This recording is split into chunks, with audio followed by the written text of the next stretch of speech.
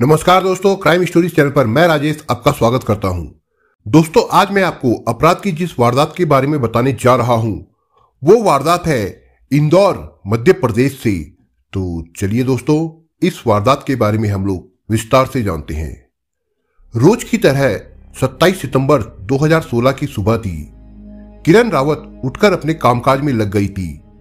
कोई 6 बजे उनके मोबाइल फोन की घंटी बजी तो उन्हें हैरानी हुई कि इतने सवेरे किसने फोन कर दिया।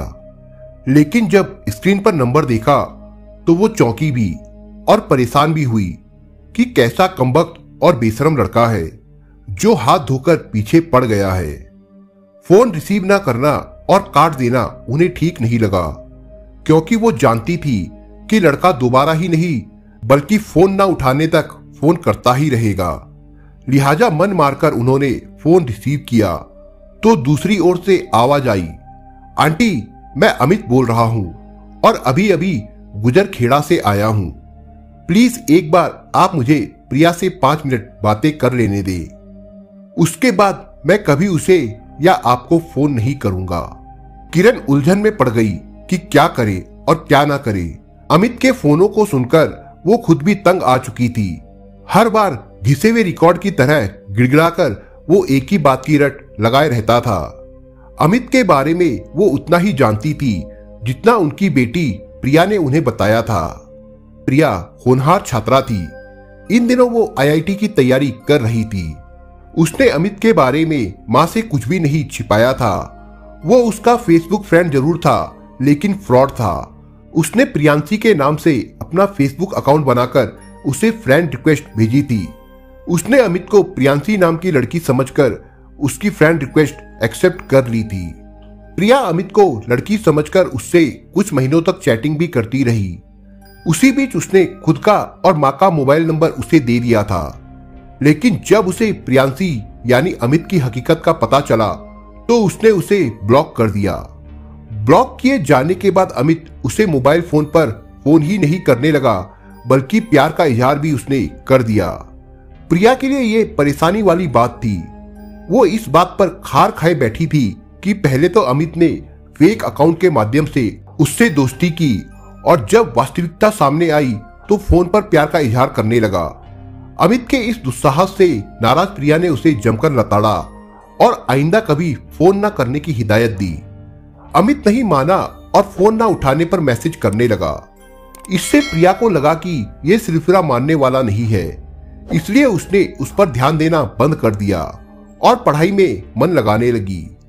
जब प्रिया अनदेखी करने लगी तो अमित उसकी मां किरण को फोन करने लगा। उनसे उसने अपनी मनोस्थिति बताई कि जब से प्रिया ने उससे फोन पर बात करना बंद कर दिया है तब से वो काफी तनाव में रहता है। उस तनाव में उसका सिर फटने लगता है। अगर वो एक बार आमने सामने बैठकर प्रिया से बात करा दे तो शायद उसकी परेशानी दूर हो जाए। शुरू में तो सख्ती दिखाते हुए किरण ने बात कराने से मना कर दिया, पर जब अमित के फोन बार बार आने लगे तो उन्हें लगा कि ये लड़का एक तरफा प्यार और गलतफहमी का शिकार हो गया है। ऐसे में अगर उसकी इच्छा या जिद पूरी नहीं की गई तो वो इसी तरह प्रिया को ही नहीं उन्हें भी परेशान करता रहेगा। 27 सितंबर 2016 की सुबह जब अमित का फोन आया तो किरण ने सोचा कि आखिर इस अमित नाम की गले पड़ी मुसीबत से एक बार बात करने में हर्ज ही क्या है। लिहाजा उन्होंने उसे घर आने की इजाजत इस शर्त के साथ दे दी कि उसे जो भी बात करनी है वो खिड़की से होगी। अमित इस पर भी तैयार हो गया और ठीक 10:30 बजे उनके घर पहुंच गया। किरण पेशे से ब्यूटिशियन है और उनके पति श्याम बिहारी एक कोचिंग इंस्टीट्यूट में काम करते हैं। प्रिया इन दोनों की इकलौती बेटी थी। वो काफी होशियार और समझदार थी। उसका पूरा ध्यान अपनी पढ़ाई और कैरियर पर रहता था। इंजीनियर बनने की अपनी तमन्ना पूरी करने के लिए वो एलन कोचिंग इंस्टीट्यूट से कोचिंग भी ले रही थी। गीता नगर इंदौर का रिहायशी इलाका है। इसके कृष्णा नगर अपार्टमेंट के 3rd फ्लोर पर 3 सदस्यों वाला ये रावत परिवार सुकून से रह रहा था। हंसमुख और सुंदर प्रिया का ज्यादातर समय पढ़ाई पे बीतता था। दिन में कुछ वक्त वो सोशल मीडिया, उसमें भी फेसबुक पर बिता लेती थी। फेसबुक इस्तेमाल करते समय क्या क्या सावधानियां रखी जानी चाहिए उन्हें वो जानती थी। इसलिए अनजान लोगों और लड़कों से वो दोस्ती नहीं करती थी। पर वो अमित को प्रियांशी समझने की भूल कर बैठी, जिसे समय रहते उसने अपने हिसाब से सुधार भी लिया था। लेकिन अमित से चैटिंग के दौरान प्रिया ने कुछ अंतरंग बातें कर ली थी, जो स्वाभाविक भी थी, क्योंकि वो तो उसे प्रियांशी नाम की लड़की और सहेली समझ रही थी। 10:30 बजे कॉल बेल बजी तो किरण को समझते देर नहीं लगी कि अमित आ गया है। उन्होंने दरवाजा खोला और उसे देखकर रुखी आवाज में कहा, जो भी बात करनी है बाहर से और जल्दी करो। पेशे से सॉफ्टवेयर इंजीनियर 24 साल के अमित को इतना तो पता था कि जिस विनम्रता से वो अपनी प्रेमिका के घर के दरवाजे तक आ पहुंचा है, उसी का सहारा लेकर वो अंदर भी जा सकता है। और ऐसा हुआ भी। उसने गिड़गिड़ाते हुए गुजारिश की कि ज्यादा नहीं, वो सिर्फ 5 मिनट लेगा, इसलिए उसे अंदर आकर इत्मीनान से बात कर लेने दे तो ज्यादा अच्छा रहेगा। किरण चूंकि अपने घर में थी, इसलिए उन्हें किसी तरह का खतरा अमित से महसूस नहीं हुआ, क्योंकि वो देखने में ठीक ठाक यानी शरीफ लग रहा था।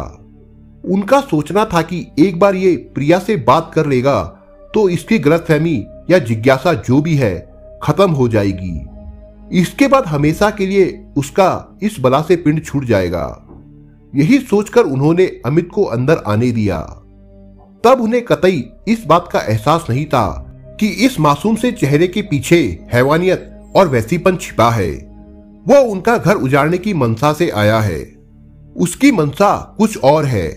अंदर आकर खुद को बेचैन दिखाते हुए अमित ने बाथरूम जाने की बात कही तो भी किरण को उसके खतरनाक मंसूबों का पता नहीं चला कि उन्होंने महज शिष्टाचार निभाते हुए कितनी बड़ी आफत मोल ले ली है। इजाजत पाकर अमित बाथरूम की तरफ लगभग भागा तो वो ड्राइंग रूम में उसके वापस आने का इंतजार करने लगी कि वो आए और अपनी बात कहकर जाए। फ्लैट के भूगोल से अनजान अमित जाने कैसे प्रिया के कमरे तक पहुंच गया। उस समय वो कोचिंग जाने के लिए अपना बैग तैयार कर रही थी। वो दबे पांव प्रिया के पीछे पहुंचा और साथ लाया चाकू निकालकर उसके ऊपर हमला कर दिया। अचानक हुए हमले से प्रिया चीखी तो उसकी चीख सुनकर किसी अनहोनी की आशंका से घबराई किरण उसके कमरे की तरफ भागी। अंदर अमित प्रिया पर चाकू से ताबड़तोड़ वार कर रहा था। उस हालत में यह सोचने का समय नहीं था कि क्या किया जाए, इसलिए बगैर समय गंवाए किरण ने बेटी को बचाने की कोशिश की तो अमित ने उन पर भी हमला कर दिया। मां के आने पर मौका मिला तो प्रिया खुद को बचाने के लिए बाथरूम में घुस गई और अंदर से दरवाजा बंद कर लिया। किरण और प्रिया की चीखें सुनकर अपार्टमेंट के लोग उनके फ्लैट की तरफ भागे तो उन्होंने देखा कि एक लड़का हाथ में चाकू लिए भाग रहा है। अमित अभी 2nd फ्लोर तक ही आ पाया था कि उसे नीचे से भी लोग आते दिखे। उसे लगा कि लोगों ने उसे देख लिया है। अगर वो भीड़ के हत्थे चढ़ गया तो खासी धुनाई होगी, लिहाजा बचने की गरज से उसने दूसरी मंजिल से छलांग लगा दी। पड़ोसी जब किरण के फ्लैट पर पहुंचे तो जल्द ही वहां की स्थिति उनकी समझ में आ गई। किरण के इशारे पर वे बाथरूम की तरफ भागे और दरवाजा तोड़ा तो प्रिया मरणासन हालत में पड़ी थी। उसके शरीर का काफी खून बह गया था। लोग उसे कार में डालकर अस्पताल के लिए भागे। इसी बीच किसी ने फोन से इस घटना की खबर पुलिस को कर दी। इंदौर के सुयस अस्पताल में प्रिया का इलाज शुरू हुआ, लेकिन इलाज के दौरान ही उसने दम तोड़ दिया। अमित ने उसकी पीठ, पेट, आंख, कान, गले और सीने पर लगभग दर्जन भर वार किए थे। श्याम बिहारी को जब इकलौती बेटी की हत्या की सूचना मिली तो वे बेहोश हो गए। अमित दूसरी मंजिल से कूदा तो फिर उठ नहीं सका।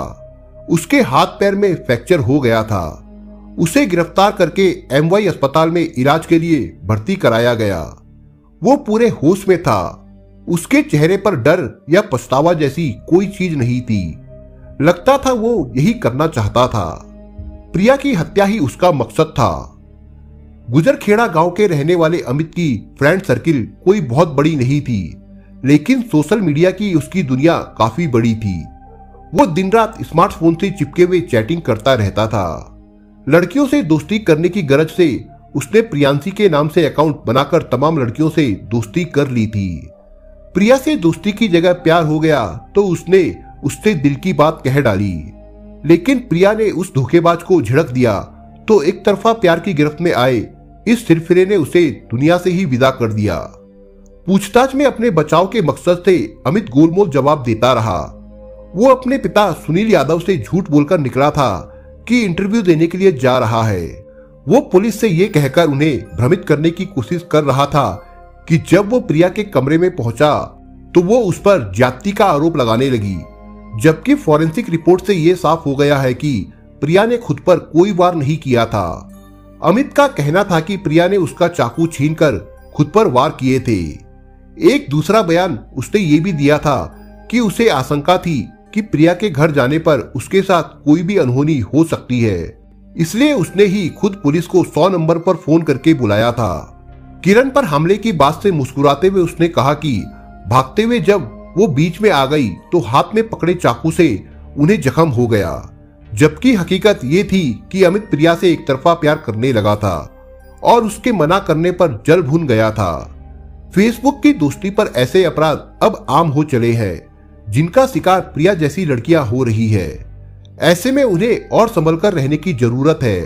प्रिया उसका पहला प्यार था और उसके ठुकरा देने से वो उससे नफरत करने लगा था, जिसकी वजह से उसने एक हंसता खेलता घर उजाड़ दिया। दोस्तों, आप अगर चैनल पर नए हो तो आप चैनल को सब्सक्राइब करने के साथ कमेंट बॉक्स में इस कहानी के बारे में अपने विचार जरूर लिखिएगा। मिलता हूं एक नई कहानी के साथ, तब तक के लिए अपना ख्याल रखिएगा। धन्यवाद।